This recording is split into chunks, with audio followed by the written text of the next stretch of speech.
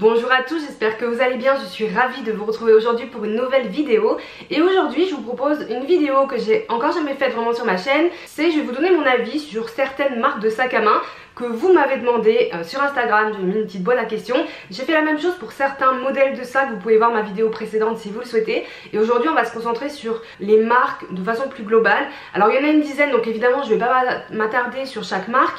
Mais pour la plupart j'en ai déjà parlé dans d'autres vidéos, que ce soit des sélections, que ce soit des unboxings pour certains sacs que je possède, que ce soit des zooms sur 5 marques premium, etc. Donc voilà, donc je vais vous donner un petit avis un peu global, un avis qui est aussi personnel, donc c'est pas parce que c'est le mien que vous ne pouvez pas être d'accord. N'hésitez pas à l'exprimer en commentaire en restant bienveillant. Et évidemment je n'ai pas la parole universelle et il y a des marques dans lesquelles je n'ai pas de sac aussi, donc ça reste un avis subjectif sur aussi ce que j'ai pu voir, ce que j'ai pu lire, les retours, mais pas forcément tout le temps un retour d'expérience, donc je vous le préciserai à chaque fois. On commence tout de suite, c'est parti. Donc on va commencer avec la marque Démélier London. Donc Démélier, c'est une marque dont on parle énormément depuis quelques années sur les réseaux sociaux. C'est un peu The New Pollen en fait, le nouveau Pollen, enfin la nouvelle marque premium en vogue, qui propose des sacs dans des prix médians, mais bon, qui commence un peu à être élevé. On va être à peu près entre 400 et 500 € pour un sac. Donc moi j'ai l'impression que c'est un tout petit peu plus élevé que Pollen, pour exemple, au niveau des prix. Les modèles par contre sont assez originaux. Évidemment il y a le fameux cabas New York qu'on voit partout sur les réseaux, mais aussi d'autres modèles. Je vous en ai déjà parlé, par exemple le sac Vancouver avec ce fermoir qui est un peu le fermoir reconnaissable de Démélier. Moi j'aime bien la vibe de la marque, j'aime bien ces modèles justement parce que ils changent un peu de ce qu'on voit d'habitude. Ils sont reconnaissables mais ils sont pas ostentatoires, ils sont pas tape à l'œil. Donc je trouve qu'on est dans un bon entre-deux entre une marque premium classique et une marque de luxe. J'ai pas testé les sacs donc j'ai pas de retour sur la qualité à faire au niveau perso. Après de ce que j'ai pu lire quand même les gens sont globalement satisfaits de la qualité. Il y a quand même souvent des commentaires assez élogieux en disant franchement que la qualité est incroyable et peut rivaliser avec certaines marques de luxe. Donc ça reste subjectif mais bon, il y a des marques de luxe qui vendent des sacs extrêmement chers qui ne sont pas de bonne qualité bien évidemment. Donc pour moi Démélier c'est un oui et franchement je serais pas contre, pourquoi pas un jour faire l'acquisition d'un sac. C'est une marque vers laquelle je pourrais me tourner pour un achat. Marque suivante, on va parler de Longchamp. Les marques sont pas classées par gamme de prix et tout, je les ai prises de façon aléatoire. Donc Longchamp c'est une marque que moi personnellement j'aime beaucoup, qui m'inspire énormément. Ils ont souvent des nouveautés, ils ont de très beaux coloris, ils font beaucoup de dérivés de certains de leurs modèles, c'est à dire que pour un même modèle vous allez trouver beaucoup de choix au niveau des tailles et des fois des dérivés un petit peu différents. Par exemple pour le sac Roseau que je possède en S le petit, ils ont proposé une même version que je vois là mais soit plus en hauteur, soit East-West plus en longueur. Je vous mettrai des visuels, je trouve un moyen de vous mettre des visuels par ici. Donc si vous aimez bien le sac de base carré mais que ça vous correspond pas trop ou que vous préférez une des deux versions, en fait ils proposent ce genre de choses. Et ça je trouve que ça reste assez innovant. En fait ils vont au bout de leur collection et ils les étendent avec le plus de possibilités possible. Au niveau des prix ça varie, maintenant Longchamp propose aussi des sacs qui sont assez chers. Là par exemple j'en vois un à 620 €, mais on trouve toujours des choses un peu plus abordables. Après les fameux cabas pliage restent des iconiques, j'en ai acheté un il y a pas longtemps. Moi j'aime beaucoup Longchamp et je trouve que c'est une marque qui est quand même assez populaire parce qu'on en voit pas mal dans la rue. Pour autant des modèles très différents, donc c'est pas non plus dans le mauvais sens du terme, c'est ce que je veux dire. Donc pour moi Longchamp c'est toujours ok, je suis cliente et je suis assez contente. Si vous avez envie d'avoir plus d'informations sur la marque Longchamp ou des avis sur des modèles précis, je vous recommande, j'en ai déjà parlé mais il faut vraiment que j'en parle chaque fois que je cite Longchamp, la chaîne YouTube Bags Passionate, je vous mettrai en barre d'infos parce que mon anglais est affreux, qui ne parle pas seulement de Longchamp mais elle parle beaucoup de Longchamp, elle s'y connaît vraiment très bien et c'est vraiment pour moi la référence en termes de youtubeuse francophone sur cette marque et en plus elle est super sympa donc allez voir sa chaîne. Ensuite on m'a demandé mon avis sur la marque de luxe Céline cette fois. Alors Céline, si vous me suivez un petit peu, moi vous savez que j'aime beaucoup cette marque, j'ai beaucoup aimé ce que Hedi Slimane a apporté à la marque. Maintenant qu'il s'en va, on se demande un peu ce que ça va devenir. Après je rejoins quand même beaucoup d'avis, c'est que le triomphe, l'emblème triomphe de Céline, on l'a trop vu en fait. Alors moi j'adore ce logo, depuis le début je vous le dis, je l'adore. Honnêtement j'ai un petit sac avec ce logo, j'en suis très contente. Encore ces derniers temps je réfléchissais un peu à la ceinture, même si on l'a trop vu c'est pas grave parce que ça me plaît à moi donc c'est pas le sujet.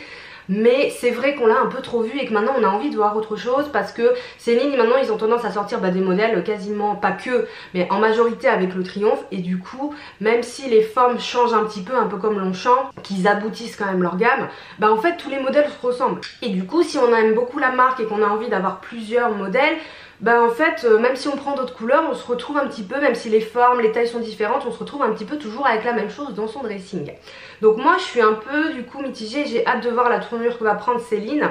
J'ai adoré l'époque Phoebe Philo, franchement je trouve que c'est quelque chose qui correspond bien à Céline. Alors je pense pas qu'on va revenir à ça, mais hâte de voir l'avenir de la maison, et j'espère qu'elle va nous proposer des choses un peu plus innovantes du coup pour les prochaines années. Mais après pour moi Céline, un grand oui, ça fait partie de mes marques favorites. Ensuite, un peu moins connue, la marque Karinogis. Quand je dis un peu moins connue, c'est-à-dire qu'on en parle un peu moins, moi-même j'en parle quand même un peu moins. Donc là on est sur une marque assez confidentielle, tout le monde ne connaît pas, et clairement on est aussi sur des prix qui vont être, bah là bon, je vois à peu près par exemple une pochette à 620 €, leur fameux cabas Overflow qui va être à 1200 €, donc c'est un cabas en toile enduite. Alors 1200 € c'est la fourchette basse pour ce type de cabas, parce que les Goyard par exemple sont plus chers. Alors je suis obligée de comparer parce que vous voyez bien qu'on retrouve ces cabas toile enduite avec la toile de la maison Karinogis, donc c'est vraiment la même vibe que Louis Vuitton, que Moana, on en parlera juste après. Ils ont aussi des sacs de voyage, en fait on est vraiment dans cet univers un peu bagagerie, les grands cabas etc. Moi j'ai pas de retour perso à faire sur la marque, une nouvelle fois c'est une marque dont on parle très peu. Après j'ai quand même l'impression qu'au niveau de leur cabas iconique, on est sur quelque chose qui a l'air de qualité, notamment parce que les coins sont renforcés avec des pièces de cuir, ce qui n'est pas le cas sur le Saint-Louis Goyard classique par exemple, sinon il faut aller vers le Anjou Artois, et là les prix sont vraiment beaucoup plus chers. Pareil pour le Neverfull, là en fait on a quand même des finitions. Peut-être que comme la marque est un peu moins démocratisée, ils se permettent d'avoir un peu plus de finition au niveau de ces cabas, tout en maintenant un prix au-dessous de ses concurrents. Et pour ça je trouve que c'est intéressant, en tout cas si le monogramme vous plaît et si vous aimez ce genre de sac, c'est super intéressant d'aller vers ce type de marque un peu plus confidentielle. Bon, après les prix restent élevés. Un peu dans le même style, vous m'avez demandé mon avis sur la marque Moana. Alors je sais pas si on dit Moana, Monia, je sais pas exactement comment on le prononce. Dites-moi en commentaire gentiment s'il vous plaît. Je me suis retrouvée un peu, moi j'ai envie de dire Monia mais je sais pas pourquoi parce que ça s'écrit pas comme ça. Bon bref, anyway, peu importe. Donc pareil, alors je vais dire Moana parce que j'ai l'impression qu'on est un peu plus dans ça, dans la prononciation. Je vous avoue, je suis un peu gênée par ça. C'est une marque qu'on connaît quand même un peu plus, par exemple, que Karinogis, un peu moins que Goyard ou Louis Vuitton. Ils proposent également beaucoup de choses en toile, monogramme, de la bagagerie, des cabas, également des petits sacs, type caméra bag, un peu comme ceux de Goyard. Bon, moi, vous savez, j'adore Goyard. On n'en parlera même pas ici. Parce que vraiment vous savez que j'adore. Mais une nouvelle fois on est sur quelque chose qui peut être une bonne alternative, qui est plus confidentielle. Alors ils proposent aussi des sacs en cuir etc, pas uniquement les cabas en toile, mais c'est vrai que c'est les iconiques. Il va se démarquer des autres par sa forme un tout petit peu plus différente avec le V et en fait qui reprend le M de la marque finalement sur le cabas, qui est assez lisible. Je trouve que la toile est très belle et la toile noire et blanche est très belle. Je la trouve très réussie, elle est vraiment sublime. Mais on a aussi des petits sacs bouliers, enfin leur gamme est quand même assez étendue et ils ont de très belles couleurs de toile aussi si on veut des choses plus colorées. C'est une marque qui est quand même renommée, avec une qualité renommée. Moi une nouvelle fois j'ai pas testé ces sacs là, d'ailleurs je les ai jamais aussi vus, touchés, donc je peux pas donner de vraies comparaisons par rapport une nouvelle fois à Karinogis, Goyard ou à la toile Louis Vuitton. Si jamais vous avez plus d'informations n'hésitez pas, mais ça reste une marque vraiment plus confidentielle qu'on voit beaucoup moins. J'adore leur visuel, je vous laisserai aller voir sur le site. Ultra coloré, j'aime beaucoup leur campagne. Je trouve que c'est bien travaillé, bien réfléchi et un peu moins caché par rapport à Goyard. C'est vrai que leur site est très classique. Marque suivante, vous m'avez demandé mon avis sur la marque Coach. Alors Coach, moi c'est une marque que je connais, j'ai eu quelques sacs. C'est une marque que globalement j'apprécie, je vous le dis souvent, parce que je trouve que globalement il y a une bonne qualité au niveau des sacs. Par contre, je trouve que leurs prix ont vraiment augmenté ces dernières années et je trouve que leur positionnement prix, il n'est pas forcément très bon. Je trouve que Coach, ils veulent vraiment se mettre en premium plus, parfois presque luxe. Alors des fois on a des sacs assez abordables, là par exemple je vois des petits sacs à 350 €, ça va. Mais parfois on passe très rapidement la barre des 500 € pour certains modèles, ce que je trouve assez cher. Ça reste de la bonne qualité, mais là ouais je vois un sac à 795 €. Oh waouh, c'est vraiment un peu élevé. Et moi je trouve que Coach on peut acheter en réduction. C'est ce que je vous dis tout le temps. Là par exemple déjà sur le site, moins 10% sur votre première commande. Il y a très souvent des promotions. On les trouve aussi aux Galeries Lafayette, etc. où on peut avoir des promotions d'une façon ou d'une autre. En seconde main, il y a des tonnes de sacs. On peut quand même facilement faire baisser les prix parce que c'est pas des sacs qui ont des cotes élevées en fait. Donc vraiment, on peut les trouver beaucoup moins chers. Donc moi, c'est mon conseil pour Coach. Pour moi, Coach, c'est oui. Prix plein pot, c'est non. Mais ça, je vous en ai déjà parlé, je vous en parle assez souvent. Ensuite, vous m'avez demandé mon avis sur la marque Mulberry. Et je suis contente. Je suis contente qu'on parle un peu plus de Mulberry et j'en parlerai un peu plus à l'avenir. Mulberry, c'est vraiment une marque un peu so british, la touche anglaise, je trouve, j'aime beaucoup. Alors évidemment, on est un petit peu dans le même style que Burberry, avec des prix vraiment plus attractifs. Et moi, je trouve que c'est une marque dont on devrait plus parler, parce que je trouve que les modèles sont très intéressants, que ce soit au niveau des designs, il y a des bons basiques. Alors oui, ils vont pas renouveler leur collection tous les 4 matins. On va retrouver le sac cartable, il me semble qu'il s'appelle Alexa, dans plein de dérivés. Là par exemple, je vois qu'ils ont fait une édition argentée pour les fêtes ou la fin de l'année, etc. Donc ils vont pas non plus se renouveler avec des modèles très différents chaque année. Mais il y a de la variété. Là je vois par exemple qu'il y a un mini cabas qui fait un peu penser au luggage de Céline. Il y a des pochettes, il y a des caméras bags, il y a les sacs cartables. Enfin, il y a vraiment du choix. Il y a même, vous voyez, je vois même des gants en cuir. Et après au niveau des prix, on a un petit peu de tout. On est quand même, je sais pas si c'est considéré comme du luxe Mulberry. Je pense pas, je pense qu'on est vraiment sur du haut de gamme plus au vu des prix, parce qu'on a quand même des sacs qui dépassent les 1000 €. Alors pas tous, là j'en vois un 1600, j'en vois un 1195, mais il y a des choses aussi à 500 €. Au niveau de la qualité, je vous avoue que je sais pas trop. Moi ce que je vois, c'est que c'est quand même une marque qui a tenu dans le temps, Mulberry, parce que bon, enfin je veux dire, le sac cartable Alexa, dans les années 2010 il était déjà super populaire. Bon là il l'est pas, mais c'est pas le sujet. Moi j'aime bien la vibe. Et franchement, je me suis un peu réintéressée à cette marque et je me suis dit pourquoi pas. Je suis sûre qu'en seconde main on peut faire des super affaires, parce que c'est pas une marque qui est sur le devant de la scène actuellement. Mais si on aime le style, et moi personnellement je trouve que c'est pas mal, ça peut valoir le coup de chiner un peu en seconde main pour faire de bonnes affaires, des choses intéressantes. Donc moi franchement Mulberry, j'aime beaucoup.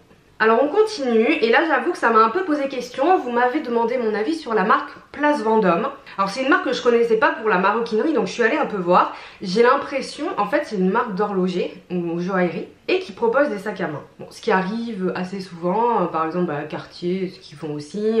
On va dire que c'est pas leur cœur de métier, mais ils proposent souvent une gamme de sacs, comme Mauboussin aussi, pour en fait aussi surtout leurs clients, évidemment. Et du coup ça m'a un peu posé question, parce qu'au niveau des sacs je trouvais que les prix étaient pas très chers non plus pour une marque de joaillerie qui a des pièces qui sont extrêmement chères à ce niveau là.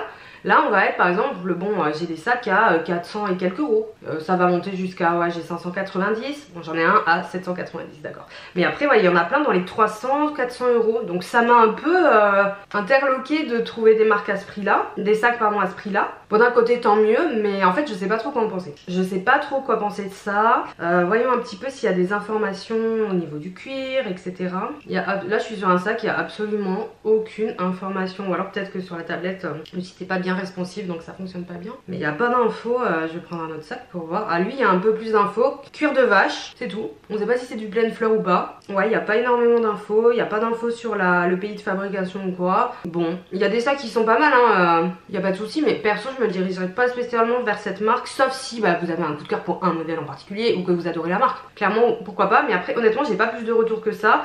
Et là par exemple quand je suis sur des bagues qui sont à 7000 €, en fait je comprends pas comment on peut vendre du coup des sacs à 400 €. Enfin ça me semble du coup, je trouve qu'il y a un décalage et ça m'a un peu... Bon pas que, il y a des bagues à 2000 €, non mais c'est énorme, vous vous rendez compte. Et là je suis dans joaillerie, je suis même pas dans haute joaillerie. Moi je pense qu'il n'y a même pas les prix dans haute joaillerie. Donc je suis perplexe par rapport à cette marque. Honnêtement j'ai pas d'avis tranché à donner, mais moi je m'y dirigerai pas spontanément, surtout parce qu'il y a un peu un manque de transparence sur le site au niveau de leur maroquinerie, la qualité des cuirs, où est-ce que c'est fabriqué, etc. Donc est-ce que c'est une marque qui a juste pris le filon des sacs pour les vendre principalement à leurs clients et qui en plus mettent des prix pas chers parce que finalement ils se font une marge de malade dessus par rapport à la qualité. Enfin moi ça me donne un peu cette impression, mais honnêtement c'est pas des informations avérées. Donc si vous avez des infos sur la marque Place Vendôme, mettez-les en commentaire pour tout le monde. Il nous reste 4 marques à explorer. Alors on m'a demandé mon avis sur la marque Charles et Charlus. Alors je vous avoue que c'est une marque que je connaissais pas du tout avant qu'on me la mette dans la boîte à questions. Donc merci, il existe énormément de marques, hein, de sacs de maroquinerie, donc vous m'excuserez bien entendu de ne pas forcément tout connaître. Donc j'ai regardé un petit peu. Donc il se présente comme un atelier de haute maroquinerie. Ils font des sacs collection hommes et femmes, donc ça c'est pas mal aussi, ça change un peu. Au niveau des modèles, je trouve qu'on est sur des choses qui sont plutôt casual, très simples. Les prix par contre peuvent être assez hauts, j'ai l'impression. Enfin on a quand même, voilà, je vois un sac à 625 €, un autre à 415 €, un plus petit à 277, un peu plus correct, certains à 500. Bon, il y a un petit peu de tout, c'est plutôt une marque qui propose un style casual. Je vous mettrai des visuels de toute façon. De façon générale j'ai l'impression. Il y a du cuir, il y a des sacs en nubuck, il y a quand même pas mal de choix. Il y a du cuir Torillon. Je pense que on est sur une marque qui se spécialise pas mal dans le travail du cuir. En tout cas c'est ce que moi j'ai ressenti par rapport à leur site. Une nouvelle fois je connaissais pas du tout, donc c'est plus une impression qu'autre chose. Ils mettent beaucoup l'accent sur les fiches produits des sacs, sur les spécificités techniques. Par exemple, ils expliquent 5 clous de fond, cuir Torillon de prime qualité, accessoires pour leur argent, il y a un cadenas fonctionnel. Enfin en fait les sacs sont très décrits techniquement parlant. Moi je trouve ça plutôt rassurant quand je vois ça. Je sais pas vous, parce que ça fait pas du coup un sac fabriqué en Chine à l'appel. En fait on voit qu'il y a quand même un savoir-faire derrière et une attention particulière portée à ces sacs, donc il y a énormément de détails. Il y a le poids du sac, il y a les dimensions, c'est bien d'avoir le poids parce que c'est pas tout le temps. Les spécificités techniques, c'est ce que je vous disais. Les types de portées, ils expliquent là par exemple portée épaule, main, creux du bras. Des infos sur l'entretien du cuir et des photos aussi prises dans leur atelier. Et ça je trouve ça pas mal pour se rendre compte, parce que des fois vous savez les photos de présentation sur les sites sont très souvent retouchées, ce qui n'est pas négatif. Mais c'est vrai que là avoir une photo, une vraie photo du sac dans l'atelier par exemple, j'essaie de pas vous mettre la ring light devant, on se rend un petit peu mieux compte de ce qu'on va acheter. Donc mon impression est plutôt positive sur cette marque, en première impression une nouvelle fois, bien que je trouve qu'il y ait peut-être des prix un peu élevés, mais si la qualité est au rendez-vous, franchement moi c'est quelque chose qui me pose pas de problème. Ensuite vous m'avez demandé mon avis sur la marque Petite Mandigote. Alors c'est une marque que je connais de nom, c'est pas une marque que je connais très bien parce que je m'y suis pas spécialement intéressée. À titre personnel, j'ai jamais eu forcément d'affinité pour cette marque, notamment parce qu'en fait c'est une marque qui propose du prêt-à-porter d'abord et une collection de sacs un peu comme Cézanne et tout, et c'est pas une marque spécialisée dans la maroquinerie, ce qui n'est pas forcément négatif parce que évidemment on peut trouver de super modèles de bonne qualité dans des marques non spécialisées. Au niveau des prix, je vois du 280 €, du 230 €, on est à peu près ça. On en a un qui dépasse les 360 € et d'autres vraiment pas chers à 115 €. Waouh, ok, ma foi pourquoi pas. Ils ont beaucoup de choix de couleurs, les modèles sont assez variés aussi. Je sais pas si c'est rassurant, quand il y a beaucoup de modèles, des fois on peut se dire que c'est un peu fait à la chaîne. Je sais pas du tout où les sacs sont fabriqués. Alors honnêtement, je vais vous dire vraiment le fond de ma pensée. Quand j'ai lu du coup dans la boîte à sondage cette marque, moi j'avais une idée assez précise de ce que proposait Petite Mandigote, mais je pense que c'est une idée d'il y a plusieurs années, de quelque chose qui n'était pas forcément très fashion, etc. Donc pas trop mon style. Et là j'ai été agréablement surprise par les modèles. Je vous avoue que j'ai pas préparé la vidéo à l'avance en allant voir les sites, j'ai juste mis les liens mais j'ai pas été voir avant. Et là je trouve qu'il y a des modèles qui sont vraiment super sympas, super modernes, etc. Donc voyons un petit peu ce qu'on peut avoir au niveau des infos. Autant il y a des marques que je connaissais, autant moins. Donc ils précisent le tannage végétal. Alors ça c'est pas mal, ils vous disent ce qu'on peut mettre dans le sac. Dans mon sac Soléo, j'ai mon téléphone, mes écouteurs, mon portefeuille avec ça.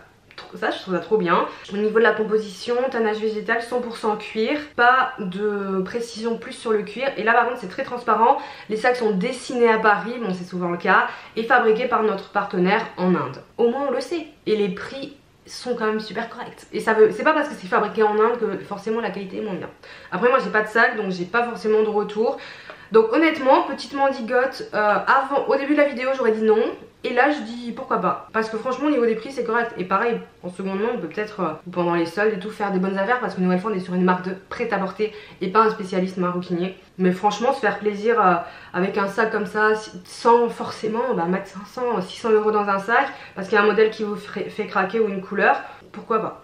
Avant-dernière marque c'est Gérard Darel. Alors Gérard Darel c'est pareil, à la base c'est une marque de prêt-à-porter, c'est pas un maroquinier. Cependant on va pas se mentir, ils ont quand même fait leurs preuves au niveau des sacs depuis un petit moment, notamment avec le modèle 24 heures. C'est un sac que j'ai eu et que j'ai encore, mais c'est juste que je l'utilise pas trop ces derniers temps, qui est totalement increvable. Le cuir est d'une qualité, en tout cas sur les anciens modèles que moi j'ai acheté, mais pareil, ouais, je pense que c'était en 2010, 2011 peut-être par là. Il est incroyable le cuir. Je l'ai un petit peu relustré, j'avais remis un petit peu de Juvacure pour remettre une couleur noire il y a quelques années. Il est vraiment d'excellente qualité et franchement Darel ils font des sacs qui sont incroyables. Alors je sais pas sur les nouveaux modèles parce que j'en ai pas et que il n'y avait pas grand chose qui m'intéressait ces derniers temps. On va aller voir un peu ce qu'ils font.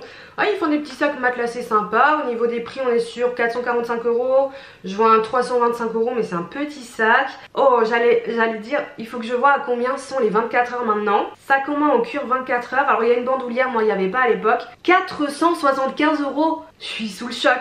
Et le classique, ah lui il a pas de bandoulière, le classique 345 €. Combien j'avais payé les miens? Peut-être pas en fait hein. Je sais plus si je l'avais payé 300 et quelques euros ou peut-être un tout petit peu moins. Ouais non en fait ça va. C'est celui avec la bandoulière qui m'a un peu choqué là, 475 €.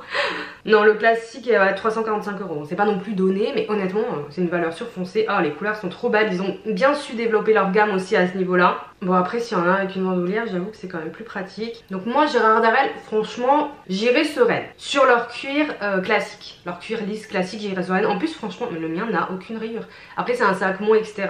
Peut-être que sur les structurés c'est pas la même chose mais franchement je vous jure il s'est pas effrité rien du tout. C'est quelque chose de fou. Je voudrais voir un petit peu s'il donne des précisions sur la compo. 100% cuir de veau. C'est tout. Je sais pas sur la provenance c'est tout. Mais Darel c'est pareil, solde, promotion, seconde main, vous trouvez. Même de la fausse seconde main, c'est-à-dire de la seconde main jamais portée. Parce que je sais qu'il y a des personnes qui aiment pas les affaires portées par d'autres personnes. Moi je fais pas partie de cette catégorie, ça me dérange pas. Mais ne serait-ce que solde et promo, pour moi c'est un peu dommage d'acheter un sac Darel plein pot au lieu d'attendre voir s'il n'y a pas une vente privée, une solde, quelque chose même aux Galeries Lafayette ou au printemps.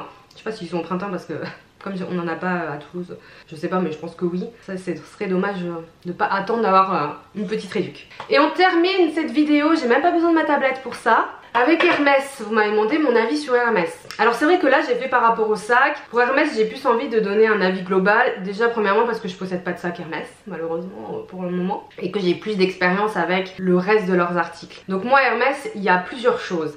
En fait je les trouve parfois un peu à l'opposé dans certaines choses. C'est-à-dire que soit on va avoir des sacs à 10 000 € avec une accessibilité compliquée. Enfin les quota bags, toutes ces histoires là. On va avoir une autre gamme de sacs qui va être comme le Lindy, etc., Roulis, qui vont être à des prix quand même élevés, mais plus facilement accessibles en boutique ou parfois sur le site internet. On a aussi des sacs beaucoup moins chers, comme le Airbag, le Evelyn 16, le Picotin entre guillemets, qui sont les entrées de gamme de la marque et pourtant qui sont très populaires. Donc on a un grand écart entre tout ça, pour une marque qui conserve quand même son statut de, en gros, première top marque de luxe, première marque de luxe française et même pour moi mondiale. Donc on a tout ça, et après au niveau du reste c'est pareil, on va avoir des vêtements qui sont très très chers, on va avoir des chaussures qui parfois sont très chères, mais quand on compare à d'autres marques de luxe, en fait c'est pas si cher que ça. Dans le sens où par exemple les chaussures chez Chanel ou Dior sont à des prix démentiels, et quand on compare avec les Hermès qui sont quand même très chers, hein, c'est pas le sujet, souvent chez Hermès les prix sont moins élevés. Enfin des fois on a des écarts de prix qui sont assez hallucinants. Et pareil par exemple l'an dernier je vous ai parlé d'une écharpe en cachemire que j'ai acheté chez Hermès, en fait elle est beaucoup moins chère que chez Chanel. On va être, je sais pas, j'ai plus les prix en tête, mais à 1000-1500 € pour une écharpe similaire, et moi je l'ai payé 300 et quelques euros. Alors ils vont avoir des choses à 1000 € chez Hermès aussi, mais ils ont aussi d'autres articles qui sont hyper corrects niveau prix tout en ayant le prestige Hermès. Pareil pour les bijoux, leur gamme de bijoux en argent, je suis désolée, elle est de super bonne qualité. Moi j'ai les bagues là, franchement elles sont impeccables. Alors que dans d'autres marques comme Dior notamment, ils sont pas très connus pour leurs bijoux qui sont pas en métaux précieux et qui apparemment s'oxydent, enfin sont pas de bonne qualité, qu'ils vendent plus cher que la gamme en argent d'Hermès. Donc c'est toujours plus prestigieux de prendre de l'argent que de prendre du métal qui va être juste doré et qui vendent beaucoup plus cher. Même Louis Vuitton, alors apparemment les bijoux Louis Vuitton qui sont pas en or ou en argent ou autres, qui sont pas de la bijouterie prestigieuse, sont quand même bien. Mais vous voyez ce que je veux dire, c'est que des fois chez Hermès en fait on trouve des choses avec des prix qui par rapport aux autres marques sur les mêmes catégories sont en dessous, et la qualité est là. Donc moi Hermès c'est vraiment une marque que j'adore et j'aimerais beaucoup avoir un sac, et si j'avais les moyens j'aimerais avoir un quota bag et tout. C'est pas le cas mais c'est pas grave, je m'en remets. Et finalement j'y trouve quand même mon compte parfois dans des petites choses que j'ai pu acheter par-ci par-là, des bijoux, une écharpe. J'aimerais bien tester leur make-up, ce serait bien que je m'y mette. Donc j'avoue que je me questionne aussi un peu sur cette stratégie, parce que quand on prend le temps de fouiller sur le site, et une nouvelle fois quand on compare aux autres marques, il y a même des écharpes que j'ai trouvées moins chères chez Hermès que celles de Saint Laurent Paris. Dans les écharpes qui m'intéressaient, Saint Laurent Paris on avait à 600 € et Hermès 300 et quelques euros. Et celle de Saint Laurent n'était pas en cachemire. Donc voilà, du coup ça me surprend toujours de trouver des petites pépites quand même qui sont un peu plus abordables pour les budgets un peu moyens comme le mien. Et je trouve ça quand même super agréable, hein, je vais pas vous mentir. Donc restons sur ça Hermès, n'hésitez pas. Mais évidemment les prix sont quand même démentiels. Donc voilà, moi je favorise pas le Hermès game et cette façon de procéder très sélective pour avoir certains sacs, et le fait aussi que sur le site français et même Europe nous n'ayons quasiment rien de dispo au niveau des sacs, ou que ce soit la guerre dès qu'il y en a un qui est dispo. Ça j'avoue je ne comprends pas, surtout que quand on voit que c'est pas le cas dans les sites d'autres pays du monde, alors que Hermès est français, que nous on n'est pas à disposition autant de choix de sacs en ligne. Je ne le comprends pas. Je pense que c'est une stratégie faite exprès, mais pour les consommateurs français qui n'ont pas de boutique comme moi, coucou les provinciaux, c'est hyper frustrant quoi. Moi je suis des personnes, des fans d'Hermès sur les réseaux internationaux et qui publient à chaque fois les restocks de sacs et tout. Elles mettent les drapeaux dans quel pays c'est et je suis hallucinée quand je vois aux États-Unis et tout à quel point c'est facile d'avoir un Evelyn 16 ou un airbag et tout. Franchement à chaque fois je suis là et plein de choix de couleurs et tout, je suis dégoûtée quoi. Donc ça c'est un peu le petit truc que perso je reproche à Hermès, c'est le manque d'accessibilité pour certaines pièces qui crée aussi une frustration, notamment pour les clients français, de là où vient la marque quoi. Je trouve ça un peu dommage. Voilà pour cette longue vidéo et mes avis, impressions sur ces marques. J'espère que ça vous aura plu, peut-être que vous aurez fait des découvertes. Si vous connaissez certaines de ces marques ou que vous avez des sacs ou des retours d'expérience, s'il vous plaît partagez-les en commentaire pour moi, pour la communauté maroquinerie française, pour tout le monde. J'en serais vraiment ravie, j'ai hâte de lire vos retours et moi je vous souhaite une très bonne journée et je vous dis à bientôt. Ciao.